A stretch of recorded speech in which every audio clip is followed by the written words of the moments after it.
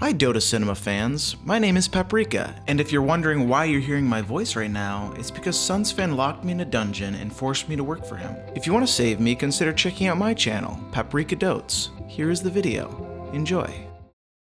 E-sports, cyber athletes, and enough money to buy 5,000 brand new monitors. Dump it all together, and what do you get? The International. AKA the Championship of Dota, AKA Dota Prom, AKA, hey son, you like video games, maybe you could play in that. Rewind the clocks to 2011 and this little indie company called Valve was stealing IP from Blizzard in the form of a beta called Dota 2. To market the game for the first and last time, Valve created an event, the International, and produced $1.6 million for the tournament, an amount so large that some assumed it was a scam. A pretty reasonable expectation given most tournaments were giving out subscriptions to Rolling Stone magazine, a pair of Turtle Beach headsets, and some sour Skittles from 2004. The tournament consisted of teams from all over the world, and one Canadian. The first International was won by Na'Vi and Dota sex icon Dendi, taking the championship over Chinese powerhouse eHome. A year later, China would get its revenge at TI2 with an identically staggering prize pool. And from there, an annual tradition was born. One of rivalries, East versus West, iconic moments, but most importantly, thick prize pools. After TI 1 and 2 set an unmatchable standard, Valve needed to up the ante, and Gabe Newell, being the mastermind he is, introduced a virtual book called a compendium where a percentage of all proceeds went directly to the International's prize pool, a revolutionary concept that allowed the community to crowdfund and support the professional scene for their favorite addiction, all while making Gabe richer and therefore much more holy. The first compendium allowed you to make predictions, more predictions, and would you believe it, more predictions. Oh, and you got a courier. But more importantly, it served as a proof of concept that would come to define the International and Dota 2. Fast forward to 2019, and TI9 featured a battle pass with more predicting, and just a few more features, but also a whopping prize pool of $34 million.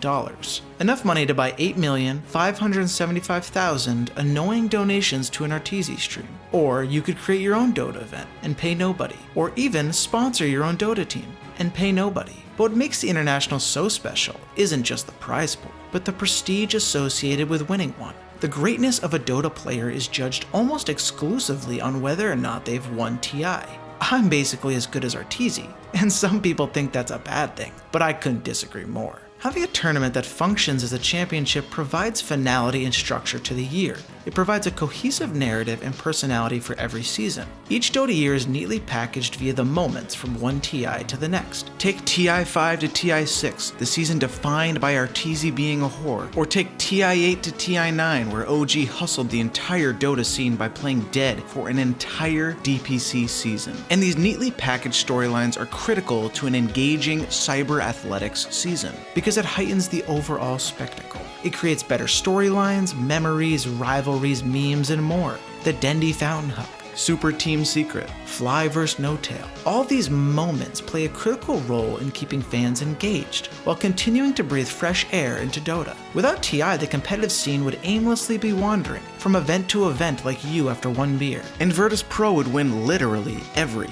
tournament. There would be no purpose, no overarching goal, no destination, and no stakes, resulting in less dramatic storylines, less memorable moments, and an overall less compelling scene. Competitive Dota would be a shell of its former self. But with great prize pools and prestige comes great pressure and scrutiny. The International is what separates the boys from the other boys who don't handle pressure very well. It's all boys. TI is an opportunity for security, financial security, legacy security, and security from being memed on by Twitch chat for an entire year. The International is an event of dualities. Either competitive Dota is a full-time job, or you're bumming it as a streamer. Pathetic. You're either one of the greats, or trash lol, either a Reddit appreciation thread or a Reddit flame thread. There is no gray area. If you ain't first, you're last. I was high when I said that. Pressure sucks for players, but for the spectacle, For the fans, it is an amazing sight to behold because it enables more upsets and the underdog story. TNC shocking OG giving a flowery middle finger to all the haters as they beat LGD. Team No Tail over Team Chuan, led by the legendary Arteezy Techies. And upsets are essential to creating entertaining competition. Seb's call basically being the equivalent to a buzzer beater during March Madness. The looming threat that any Titan could fall at any moment is what makes TI so distinct and special. Players say it all the time, TI Dota is not the cleanest Dota, but that doesn't mean it isn't the best Dota to watch. It is littered with more mistakes than your average major. And mistakes are fun. Mistakes create opportunities and elevate the entire tournament and spectacle that is TI. Without the prestige and life-changing prize pool, this heightened pressure would not exist. This elevation creates room for new heroes, villains, and most importantly, memes. The International gives the sophisticated community of Twitch chat endless meme fodder to use all the way up to and through the next International, where the meme cycle can continue in all its glory. Like the seasons, old memes must die to give life to new memes. And memes are the lifeblood of Dota. They keep fans laughing, interested, and most importantly, involved. Memeing on your favorite Dota personalities gives the community a chance to participate and help build the lore that is competitive Dota. I personally like a little Sind lull with my coffee, and this enriches the entire Dota culture, makes everyone feel important, and bonds Dota fans together, like some anime weeb shit. The player base, the fans, the community are the most important part of this scene, and keeping them involved is essential. The Battle Pass not only helps fund the International, but is a special event for the average Dota player to look forward to. It's like Christmas for Dota. You get awesome presents, shitty presents, and spend lots of money you don't have. The Battle Pass includes traditions like no other. Players ruining games, doing challenges for mediocre hero sets, spamming hilarious yet annoying chat wheel lines from their favorite casters, digging, betting, and playing the absolute worst game of roulette ever. And more predictions. The International is esports' best spectacle, and I am definitely not biased about that. The International has it all. Passion, heartbreak, rivalries, iconic moments, and life-changing amounts of money. Is it perfect? Hell no. Maybe spread the prize pool loving a bit more, like those commies in Europe. Maybe allocate a small percentage of the resources to support the Tier 2 Dota scene that nobody is willing to actually watch. Maybe add a few more predictions to the Battle Pass. But regardless, this tournament is damn special, and it is what made me fall in love with competitive Dota. The moment I heard Toby1 nut and screech, I was hooked, and only TI has that kind of power. Oh, and the Shanghai Major, you will always be the greatest of all time.